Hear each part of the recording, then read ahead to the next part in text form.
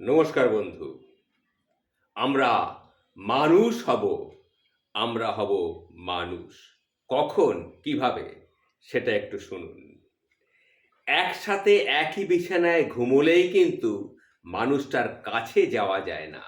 দুজন মানুষ একসঙ্গে শুয়ে থাকার পরও ১০০ স্কোয়ার ফিটের একটা ঘরের মধ্যে থাকার পরও বছরের পর বছর থাকার পরেও তারা কিন্তু তাদের খুব কাছাকাছি আসতে পারে না।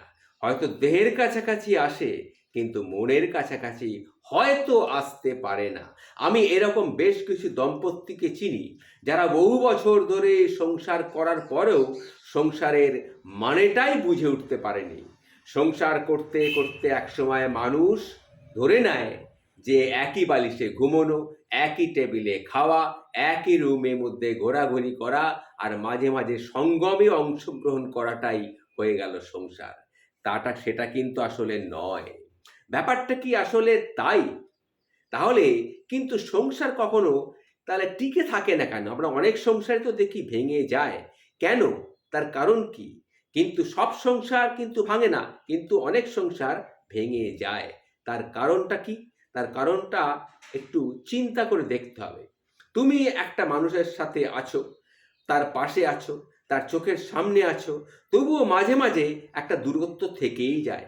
এই দূরত্বটা একটু অন্যরকম। বলা যায় না, বুঝানো যায় না, সহ্যও করা যায় না। কারো কারো বুকের উপর শুয়েও মাঝে মাঝে নিজেকে খুব একা লাগে। দাম্পত্য জীবনে আমি আসলে কি চাই? সবই চাই। আমি দাম্পত্য জীবনে আসলে সবই চাই। সবাই যা যা করে আমিও সেটাই চাই। যেটা সবাই ভাবে আমিও সেটাই ভাবি। আসলে সংসার মানে আসলে একটা অভ্যাস। এই কনসেপ্টটা থেকে আমরা কেন জানি না কিছুতেই বের হয়ে আসতে পারি না। অবশ্যই পারি, কিন্তু আমরা চেষ্টাও করি না। তাছাড়া সবই কি অভ্যাস? এটা কিন্তু ভেবে দেখার খুব প্রয়োজন আছে। আমরা একই ছাদের নিচে আছি দীর্ঘদিন, একই ছাদের নিচে আছি, কিন্তু আমরা কখনো একসঙ্গে আকাশ আর দেখি না। বিয়ের প্রথম যেরকম ছাদে উঠে একসঙ্গে আকাশ দেখতাম, একসঙ্গে চাঁদ দেখতাম, একসঙ্গে নিশিদি রাতে অগুন্তি তারা দেখতাম, এখন কিন্তু আর তা দেখি না। আমরা কখনো আর সমুদ্রের পাড়ে একসঙ্গে হাতে হাত রেখে কাঁধে কাঁধ মিলিয়ে বেশ কিছুদিন সংসার করার পর সেটা আর করি না। তার কারণ কি? আমরা সংসারটা করার একটা অভ্যাসের মধ্যে ঢুকে যাই। আমরা বুঝি না যে আমাদের সমস্ত সময় কাটানোর দরকার একজনের সঙ্গে প্রয়োজন। আমরা শরীরের দিক থেকে হয়তো কাছাকাছি রোজই আসি, অথচ মনের দিক থেকে দূরত্ব কিন্তু বেড়েই চলে। এই দূরত্বটা বাড়তে বাড়তে বাড়তে বাড়তে কি হয়? একসময় সংসারটা ভেঙে যায়। সংসারের ডেফিনেশনটা শুধু নিঃশ্বাসের আর্দ্রতা অনুভব করার মাঝেই সীমাবদ্ধ থাকে না, এর বাইরেও অনেক কিছু থাকে। আমি একা, তুমি একা, আমরা সবাই কিন্তু প্রচণ্ড রকমের একা। এটা কিন্তু মাথায় রাখতে হবে।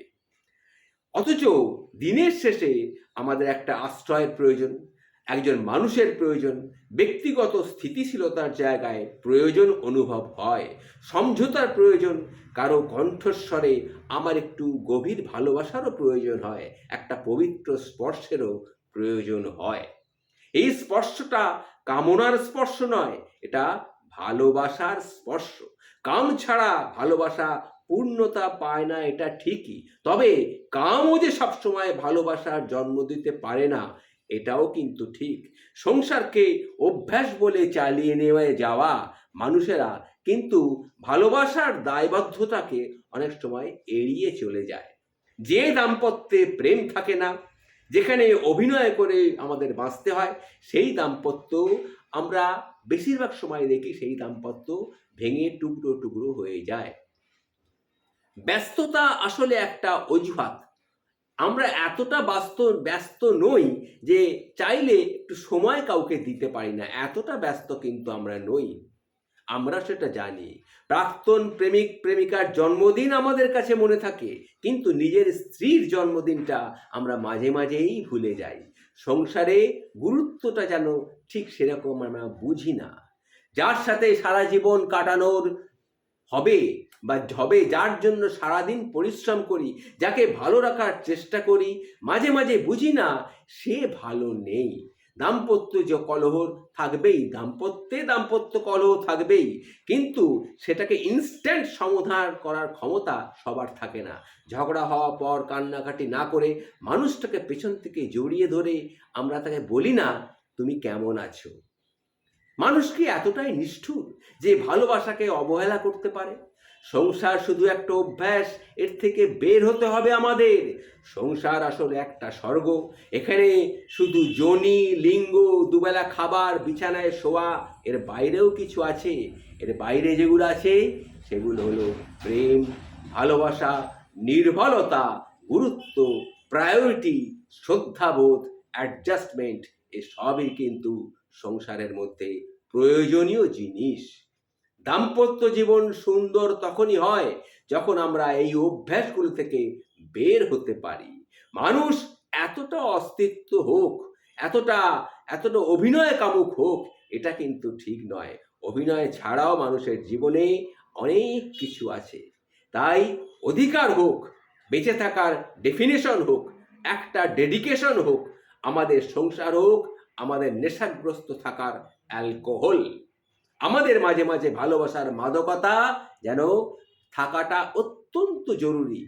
আমাদের মধ্যে ভালোবাসার মাদকতা থাকা অত্যন্ত জরুরি, ভীষণ জরুরি।